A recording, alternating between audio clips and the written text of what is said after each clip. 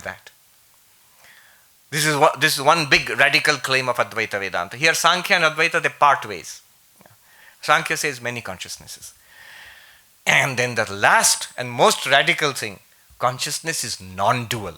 Non-dual means all those which are objects, and we regard these objects as apart from consciousness, they are actually nothing but consciousness. Whatever is presented to you, the consciousness, is presented in you, the consciousness, and is nothing but you, the consciousness. The consciousness does not have a second. It is appearing to itself as its own object. This is called the non-duality of consciousness, or Advaita. This is the heart or the core of the Advaitic message. There is one non-dual reality, and that is consciousness, and that is you. That is the meaning of the great Mahavakya, Tattvamasi. You are that one non-dual consciousness. All right, I'll stop here. Question answer is more important. Thank you so much. Thank you for the patient hearing.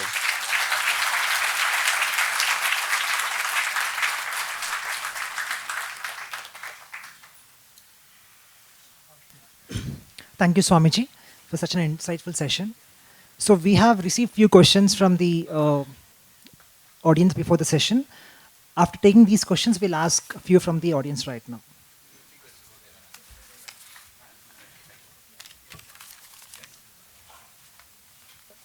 So, Swamiji, what exactly is spirituality? How is it different from science? Can we ever study what is spiritual through a scientific process? Let me give the answer from a Vedantic perspective. What is spirituality? Spirituality is overcoming the ignorance about ourselves. If I am that one non-dual consciousness, but I don't see myself at all in that way. I see myself as this guy, this fellow, David Chalmers calls me the orange guy. So as this orange guy, I am Sarvapriyananda, the orange guy. But this is wrong. From an Advaitic perspective, this is ignorance, avidya. Transcending this ignorance through knowledge and realizing what I am truly, and then living it in life. This has profound implications for life. If I am that non-dual consciousness, can I die? The body dies, but can I die? If I'm immortal, then what does it do for my fear of death? If I am that one non-dual consciousness and nothing is apart from me, nobody is apart from me, can I hate? What will I hate?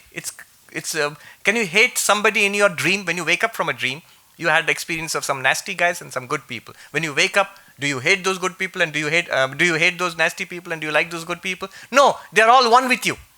I myself appear to me in those forms. So, who can hate? Whom can you hate? Whom can you be partial to? They are all you. One sadhu put it very beautifully. He said in Hindi, I'll tell you in Hindi and translate the consequence of this Advaitic realization. He says, Bodh mein ekta, chit mein samata, or vyavahar mein asangata. Very beautifully put. He says, in our innermost understanding, as consciousness, we are all one. Not even a little bit different from each other. We are one reality. That's bodha in consciousness. In mind, in thinking, samatvam comes. That whatever happens in the world, apparently it is something is desirable for me, something is undesirable, something is pleasant, something is unpleasant. But underneath you find an equanimity. That's a sign of maturity actually, this equanimity which when it comes in life. Ups and downs in life, you have equanimity. And in day-to-day activity, with the body, with other people, with situations in life, a detachment. Not lack of engagement, fully engaged, fully active.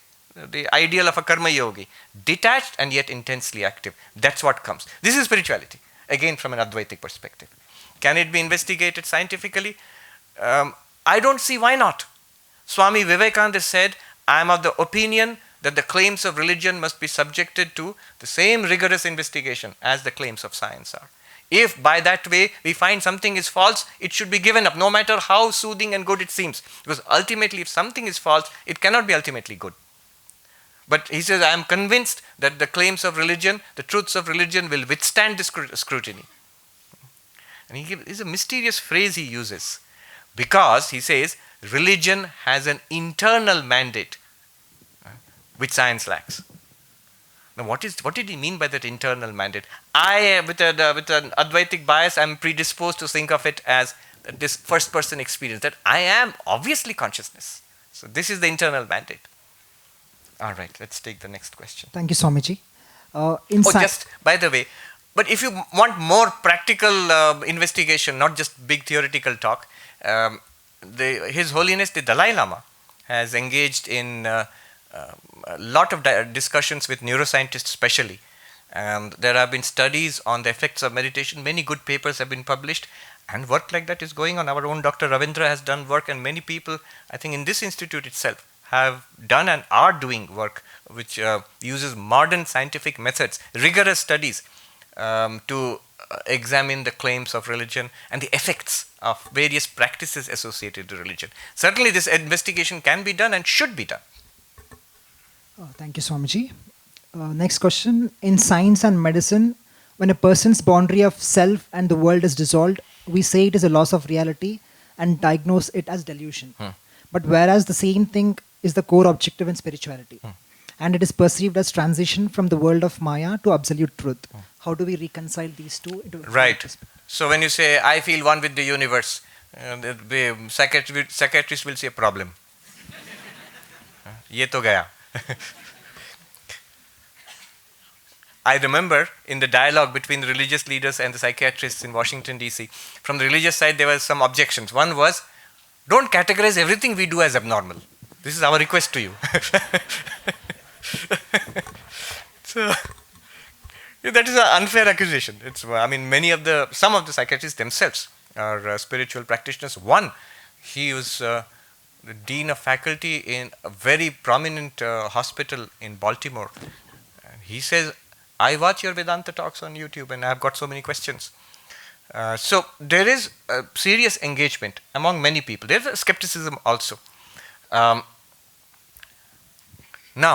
one thing is, even applying, Freud was once asked, whatever we say, you are saying that it is abnormal. What is normality? Please define normality. And Freud's answer was very simple. He says the ability to love and the ability to do work, function effectively, and to relate with people. If you have that, you're normal. So that is a very good answer. As long as one's oneness with everything, if that increases suffering, that makes a person a pest, a nuisance. And it reduces functionality deeply and over sort of permanently, then it might be a problem. Otherwise, I don't think it's a problem. And often, you see in genuine mystical experiences, the person has a higher functionality. Some of the greatest, the builders of our civilizations across the world religions, they were mystics with such experiences. What Advaita claims is, that is not the goal. The goal is, you realize that and realize that it's a fact. Whether I have that experience or I do not have that experience, it's a fact right now. There's one consciousness shining forth as many. Now, with that understanding, and possibly with mystical experiences like that, you come back and relate with other people, you see, you're able to relate better, much better. Live a much better life. Thank you, Swamiji. We have time for a few more questions from the audience. How do we do that? I think I'll just point out to you, and we won't. Do you want to take the microphone? Is it being recorded? Okay, just pass down the microphone and one more there. Please tell us your name and ask the question. Sir, my name is Dr. Kishore. I am professor of Ayurveda in the institute. Just wanted to know I was just wondering, how do we understand consciousness in as a terminology?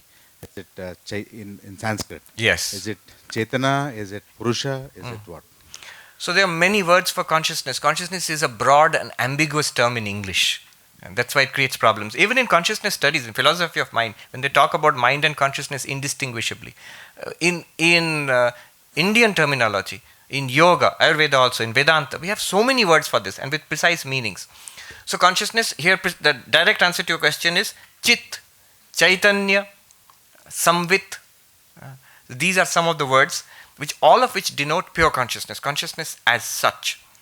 Now, when consciousness, or Purusha itself, in the Sankhyan term, Purusha itself, in that sense I'm talking about consciousness. In Vedanta we talk about Sakshi, pure consciousness as Sakshi, and Atman, Brahman, again, Atman is a broad term with many connotations. But Atman in its highest Vedantic sense, Brahman in its highest Vedantic sense, as Sat Chit Ananda. In that sense, we are talking about consciousness. Yeah. Thank you. Swamiji, my question is little similar to this. So in Tell yoga, us your name my name is Aditi. Right. I'm a student here. I'm doing MSc Yoga Therapy. Sir. Yes. So in yoga, we talk about Purusha and Prakriti and how it forms our body and how it forms how we look and how what we are. So is Purusha and consciousness the same? Because we talk about multiple Purushas, each one of us have a Yes. Purusha. And if not, then how does Vedanta tell about the formation of body? Right. So Purusha and Prakriti, consciousness and matter, basically. So yoga, we must remember, yoga and Sankhya are dualistic systems. So Sankhya and yoga both stop at consciousness and the material world, which is pretty logical. I think that's something that's pretty acceptable to everybody. I am awareness. Who can deny that we are awareness? And I'm aware of a mind, and I'm aware of the body and the external universe. So mind, body, external universe, you can all lump it under matter, under the material universe. We call it Prakriti.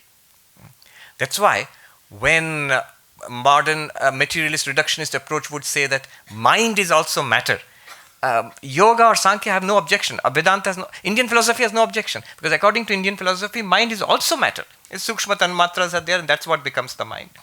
So, but Sankhya and yoga stop there, and the system is called Bahupurushavada. That means there are many consciousnesses. As many sentient beings here, so many consciousnesses, because this is dualistic.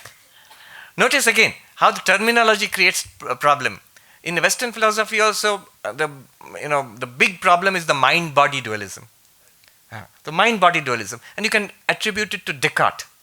So Descartes is the one who investigated, was trying to find a solid basis for knowledge. And in his meditations, he comes across this famous formulation, cogito ergo sum. I think, therefore I am. But I'm thinking, that means the mind. And the mind proves my own existence. So I am a mind, and there is a body, mind-body dualism. But in Sankhya, in yoga, it's not mind-body dualism. Mind and body are part of the same system. Mind is not the body. There is a difference, but they are both material, and they are all part of a material system, this entire universe. So if you affect the mind, the body will be affected. If you affect the body, influence the body, the mind will be affected, and perfectly acceptable in yoga, in Ayurveda, in all the Indian systems. No problem at all there. The dualism which comes is a consciousness and not consciousness, chit jada, consciousness and object duality, and that's where yoga and Sankhya stops. Advaita asks just to answer your question, how is the body formed in Advaita? Advaita says we have outsourced it to Sankhya. The entire Sankhya cosmology, Advaita accepts, because Advaita has this thing about Vyavaharika and Paramarthika. Paramarthika, Advaita is only interested in saying that there is one absolute reality. In the Vyavaharika, transactional world, if you want to say body is produced in this way, in the Sankhyan cosmology, perfectly all right. Advaita will give a blank check there. Yes. Interestingly, I remember I studied Descartes in the not in the original French, in English translation. Very interesting. There, we often quote cogito ergo sum. But there's another place just a little later where he writes, he says, so I exist, that I'm sure of. And what I know in this world outside, that I'm not totally sure of. I mean, everything can be doubted, right? You can be in the Matrix movie, you could be dreaming, it could be a virtual reality. How do you know? But I exist, that cannot be doubted. I exist, that cannot be doubted. Then, a few lines below that, very poignantly, touchingly, he remarks, how strange it is that which I am so sure of, I do not know anything about it. And that which I know so much about, I can never be sure of it. I know so much about this world. And that time itself, we know him as a mathematician. We always study Cartesian coordinates in mathematics. Descartes. So I know so much about this world, but you can never be sure of it. How do you know it's not a dream? How do you know? On principle, you can never say that there is no way of verifying that this is an absolute reality outside. Whereas I am totally sure that I exist. But what is that I exist? I have no idea. This is where Vedanta, why Vedanta? Sankhya also begins right here. We can investigate. See, this is another thing that I can share with you. Um, Christoph Koch, I asked him a question upon the release of his book. It was an online event from Harvard Bookstore. So I asked him a question about the hard problem of consciousness and what do you think about it? And he was against this idea. He says, you can't do science like that. Because if you say I'm pure consciousness and not an object, then what science will you do with that if it's not an object? Well, we have to stretch the limits of science to include that non-objective reality also. Non-objective is a curse word in science. It's not object. So you're subjective. You be objective. In Advaita Vedanta, objective is a curse word. You see, this is the difference. World exists. Why? Because I'm seeing it. In Advaita Vedanta, world is false. Why? Because you are seeing it. Jagat mithya. Drishyatvat. Because it's an appearance to consciousness. Who can deny the world is appearing to your consciousness? Descartes himself could not deny it. And what did Descartes say? That which I know, all this I know, the world, science, world, religion, science, all is in the world. I can never be sure of it. And one thing that I know, I exist, that I'm sure of, but I don't know anything about it. Now, this I don't know anything about it. See, I'll just ask for your patience. What was the problem? See, Descartes' original project was, how can I find a sure foundation for knowledge? So once he has found the sure foundation, my own existence, I think, therefore I exist, then he goes outwards to re-establish knowledge of the entire world. But he did not spend even 1 minute investigating that which he had found. I, the self. I, the, what we call Atman, Sakshi, witness. He did not investigate any further. He just said, I can't know anything about it. And he let it go. But Advaita Vedanta investigates it. Advaita Vedanta, Sankhya, Yoga, in fact, Nyaya, all the Indian philosophies, the Buddhist philosophies, the Jainas, all of their 3,000, 4,000, 5,000 years of study is an investigation into that which Descartes found. And you can do it. So much literature has been generated for the 3,000, 4,000 years now. Why do you say that you cannot do philosophy of mind? Why do you say you cannot do science about the Atman? You can do it. It's a different kind of science. It's a different kind of philosophical investigation. We have to expand the philosophy of mind. In fact, we should change the topic itself. Instead of philosophy of mind, we should call it philosophy of mind and consciousness. At least that much expansion we should do. Yes, good question. We'll take maybe 1 or 2 questions here. All right. The 1, 2, 3. That's it. We don't have time. My name is Dr. T.R. Raju. Yes. I am a retired professor of neurophysiology from NIMHANS.